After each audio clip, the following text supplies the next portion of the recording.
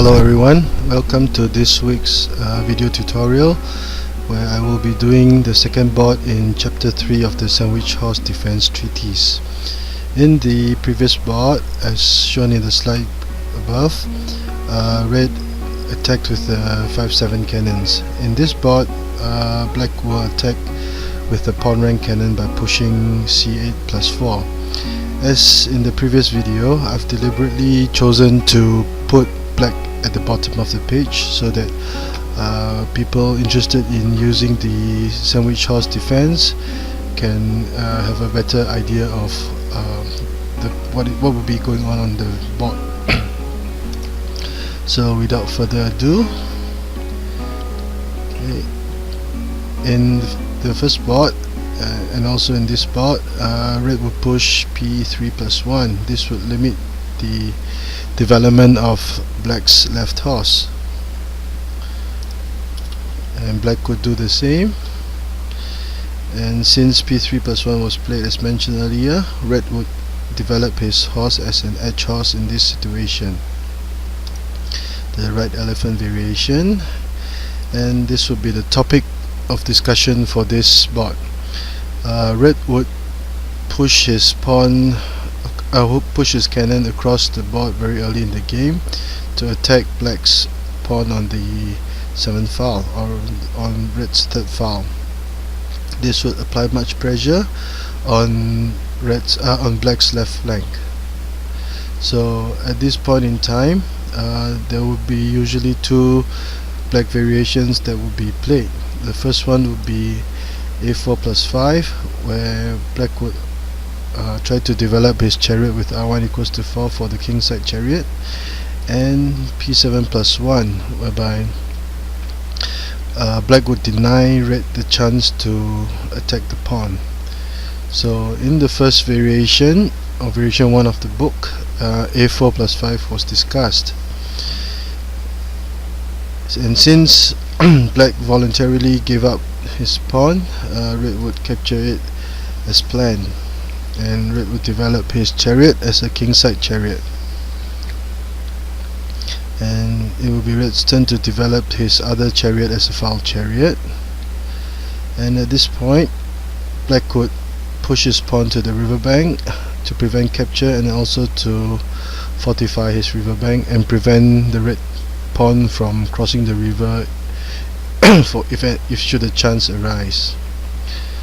And red will usually continue with p9 plus 1 for development of the edge horse.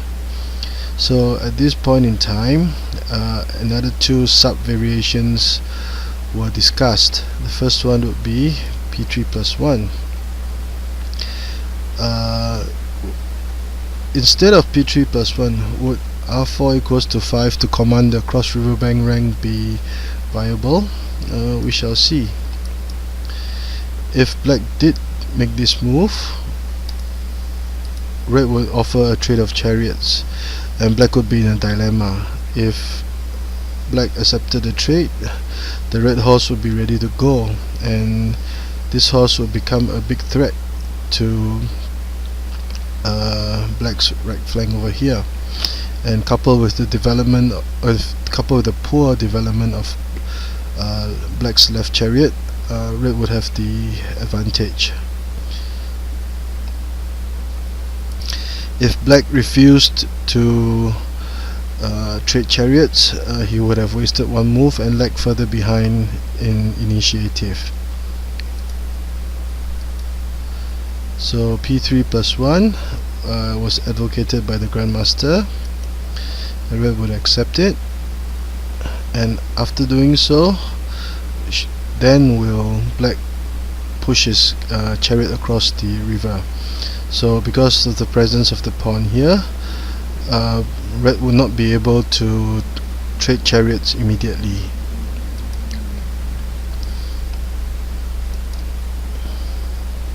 So black would be trading material, and at this point in time, would it be possible, or would it be a good idea, instead of capturing the pawn, would it be a good idea to play r9 equals to 8 to threaten to gain material. Now we shall see.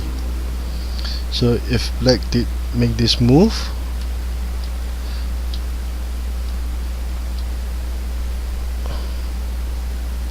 and red would be better, because the black chariot cannot capture the horse, or there will be a smothered cannon checkmate. So black would have wasted one move and still be unable to develop his left chariot. And as can be seen in this situation here, red's cannons and horses would now have much open space to move, and red would have enjoyed the advantage. Hence, it would not be advisable for black to try to gain material with r9 equals to 8. And since black captured the pawn, red would immediately start to attack with r9 plus 7. So at this point in time, instead of doing so, would it be possible for red to try to trade chariots again?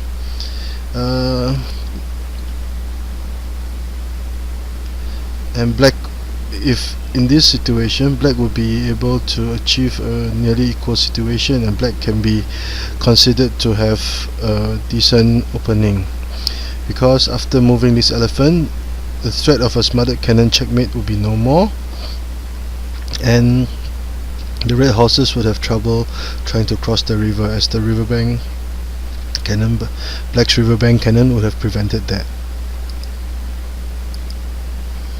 So usually h9 plus 7 is played to threaten to gain material, and at this point in time we can see that red's horses would all be very well developed, and red would simply have the obvious advantage. So back to the original position of discussion. After pushing c8 plus 4, it would seem that moving the advisor to the center would not be viable, or would not be such a good option, because after capturing the pawn, the red cannon would have the threat of a smothered cannon checkmate. So this would in turn slower the pace of development of black's left flank. So since a4 plus 5 was not feasible, or was not advised, would p7 plus 1 to trade pawns be a good choice? We shall see. One of the uses of the red's pawn rank cannon would be to limit the the development of the black horse. So this is one commonly used tactic. And at this point in time, although black has yet to move either chariot, the riverbank horse will be a major threat. It will be very well positioned, and black's remaining cannons and horse are also adequately also have ample space for development. Now black would now continue to address the possible pin by the red chariot in this file. So the Grandmaster mentioned that in another Grandmaster Xiangqi's Chinese chess manual, which was published in 1960s, there were two variations that were discussed, and these two variations have been discussed in chapter 1, if this position will look very familiar. So at this point in time, Grandmaster Ronghua suggested that the best or optimal play for black at this point in time would not be r1 equals to 2. Instead, it would be c2 equals to 1. And 3 sub-variations were discussed in the book. So at this point, please remember this position. At this point, 3 sub-variations were discussed. The first one would be r2 plus 4, the second one would be p7 plus 1, and the third one would be r8 plus 6. As the main line is r2 plus 4, we shall start with discussing p7 plus 1. And sacrificing the pawn in this manner will be similar to the previous board, whereby after black captures the pawn, red will be able to attack the black horse, and red would continue in this manner.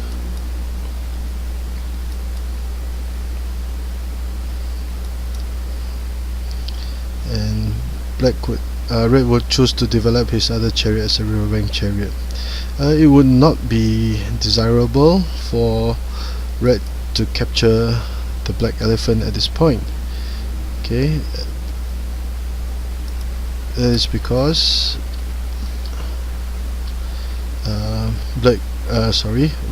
black would have made an unnecessary sacrifice. So at this point in time, it would be better for red to push r2 plus 8.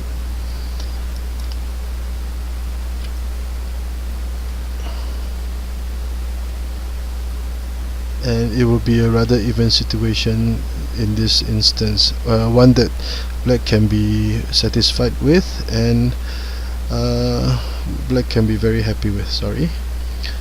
So in the last sub-variation, r8 plus 6 was played instead. Okay, so this would also be a very important line to remember. And black would push his h1 forward. This would prevent the red cannon from capturing it and attacking the black chariot. Once it attacked the black chariot, the cannon will also be attacking the central black pawn again. So either way, red's pressure on the central file would be immense. So that is why p1 plus 1 would be a necessary prophylactic measure to be made at this point in time. So after p1 plus 1, red would attack with r2 plus 6, threatening with a fork with r2 equals to 4.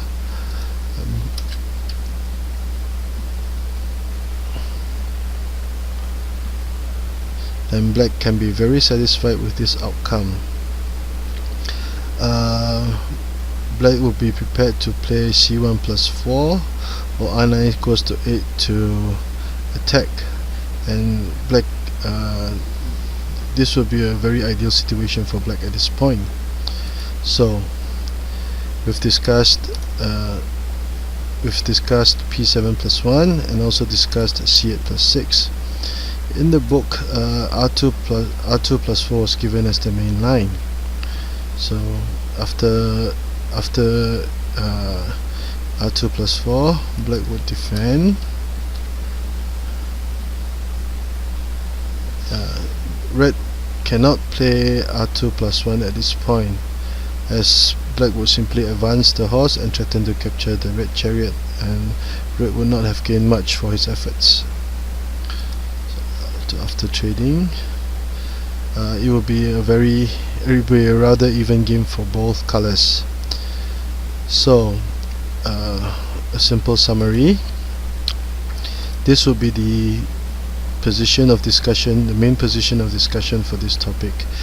Once this position was reached, black would usually continue with a4 plus 5 or p7 plus 1, and it has been demonstrated that a4 plus 5 was not an ideal variation, as the cannon would have the threat of a smothered cannon checkmate after capturing the pawn here. So in this situation, it will be better for black to trade pawns with this move, and after a few more plies, at this point in time, black should move his cannon to the edge, and there will be three red variations to be discussed, and amongst the three, r2 plus 4 perhaps be the best choice for red, as P7 plus 1 or R8 plus 6 would both result in black having a very desirable opening. So this concludes this short video for this week, and I hope you've enjoyed it. I will try to find time to make the video for the third board in the very near future.